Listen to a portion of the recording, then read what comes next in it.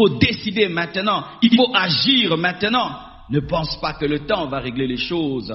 Un jour est passé, 2, 3, Goliath était toujours là. Et tous disaient, quelqu'un ira, mais personne n'allait. Car lorsque tu penses que quelqu'un d'autre pense qu'il ira, lui aussi pense que c'est toi qui iras.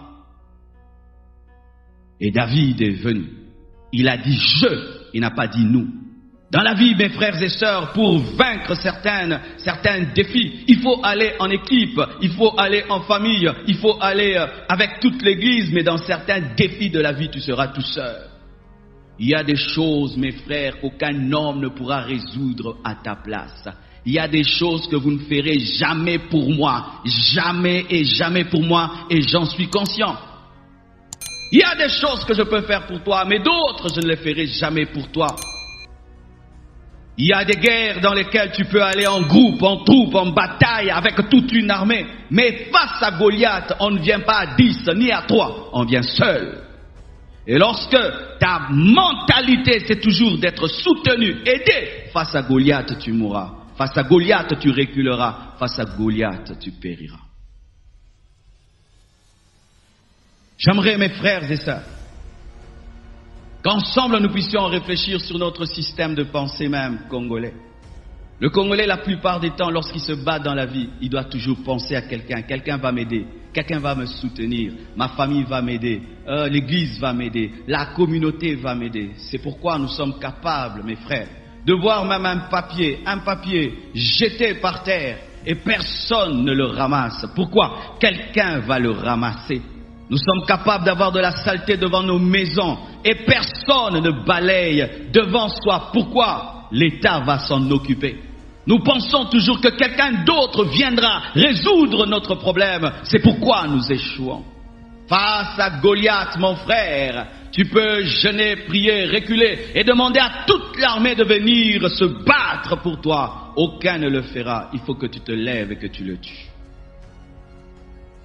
Combien de fois dans notre nation et même dans nos églises, les choses n'avancent pas parce que nous nous comportons comme Israël. Nous attendons que l'autre puisse résoudre le problème. L'autre le fera. L'autre va le faire. Même à l'église, on peut sortir du culte. Les chaises sont laissées pêle-mêle. Pourquoi? Quand tu t'assieds, tu trouves ta chaise bien classée. Mais quand tu t'en vas, tu la laisses en pêle-mêle. Et il y aura des anges qui viendront. Quelqu'un viendra balayer pour toi, essuyer pour toi. Comme je l'ai dit au premier culte, on peut bien utiliser les synthés. Et puis c'est poussiéreux. Il joue le synthé et il rentre. Quelqu'un va essuyer. Quelqu'un va essuyer le synthé qu'il utilise. Quelqu'un va essuyer le drum qu'il utilise. Quelqu'un va prendre soin du micro qu'il utilise. Mes frères et sœurs qui veillent sur mon micro savent, moi-même je veille sur ce micro. Moi-même. C'est ainsi, frère, que nous détruisons les stades. Quelqu'un va arranger, tu montes dessus, tu danses, tu casses. Mais ailleurs, tu jettes un papier, tout le monde se précipite pour le ramasser. Mais ici, quand on voit un papier, et que 2 jours, 3 jours, personne ne le ramasse, quelqu'un d'autre ajoute un deuxième papier. Et puis un troisième, ça devient une poubelle. C'est vrai que le gouvernement a des responsabilités. Mais est-ce que le gouvernement viendra laver ta maison? Viendra ranger ta maison? Viendra curer le caniveau qui est devant chez toi? Viendra arranger ton jardin? Qui te donne des moustiques qui te rendent malade? Ça aussi, c'est la responsabilité du gouvernement. Le gouvernement viendra balayer l'église Compassion. Viendra nous aider à sortir en ordre. Le gouvernement viendra faire cela aussi. Et pourquoi il s'est comporté différemment? Pourquoi David était différent de ses frères, différent de ses sœurs? Pourquoi était-il différent de l'armée d'Israël? C'est parce qu'il était à l'école de la responsabilité. Dites l'école de la responsabilité. Regardez bien dans la parole de Dieu. C'est comme s'il y avait un traitement bizarre sur David. C'était le plus jeune, mais c'est celui à qui on avait confié des brebis. Et quand il avait la responsabilité des brebis, que faisait-il? C'était un responsable. Lorsqu'un lion venait, il se tenait devant le lion. Lorsque l'ours venait, il se tenait seul et il pouvait l'arracher une brebis. C'était un responsable.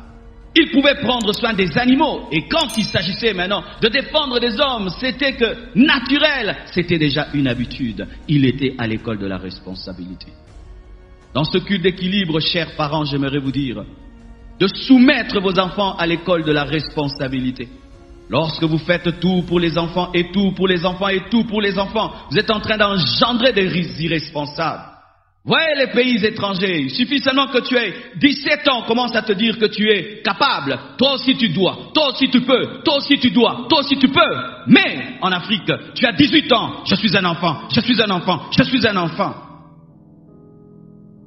Apprends à tes enfants après qu'ils aient mangé, qu'ils apprennent à essuyer leurs assiettes, à ranger leur chambre, à balayer la chambre. Tu es en train d'inculquer à l'enfant d'arranger sa maison et demain d'arranger le pays. Et lorsque tu fais tout et tu lui apprends rien, il n'est responsable de rien, ni même de fermer la maison, ni de l'ouvrir. Mes frères, mon enfant dernièrement il voulait un chien et je lui ai dit ok, tu veux le chien, tu vas commencer à le nourrir. Au départ, je veillais qu'on puisse lui donner la nourriture et je lui donnais à manger. J'ai arrêté de le faire. J'ai dit, tu veux le chien, tu le nourris. Et quand je vois le chien, je lui dis, Oracle, est-ce que ton chien a mangé? Oh, il n'a pas mangé. Réveille-toi, va nourrir ton chien, va nourrir ton chien. Ton chien a faim. Ton chien, est-ce qu'il a mangé? Quand je le trouve en train de manger, je dis, tu es en train de manger. Est-ce que ton chien a mangé? Sens de responsabilité. Faites-le à temps, mes frères. Sinon, nous allons engendrer des gens qui cassent tout, qui détruisent tout, et qui attendent que les autres puissent arranger à leur place. Si les nations autour de nous sont en train de se développer, c'est parce que chacun est responsable de son pays. Il dit, c'est mon pays, c'est ma nation, c'est mon église, c'est ma vie. Dis, c'est ma vie. C'est ta vie. C'est pas la mienne, c'est ta vie. Et quand Dieu a créé Adam et Ève, il leur a donné une responsabilité. Cultiver le jardin, responsabilité. Dieu n'engendre jamais des irresponsables.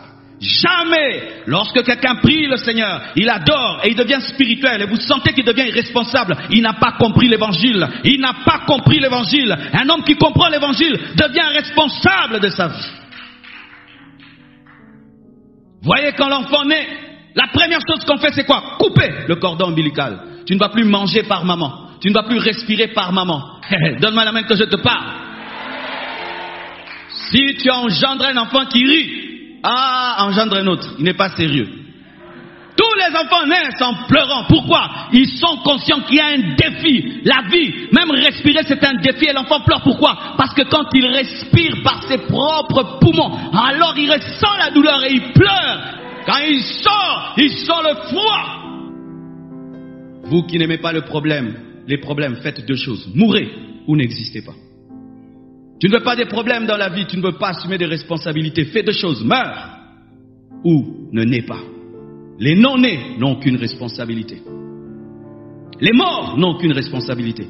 Mais si tu es vivant, tu dois assumer les responsabilités face à ton Goliath. Quoi que tu fasses, Goliath sera toujours là. Tu dors, tu te réveilles, il l'attend, il te dit tue-moi, tue-moi. Tu me tues, tu deviens roi. Tu me tues, tu deviens général. Tu me tues pas, je t'insulte. Alléluia.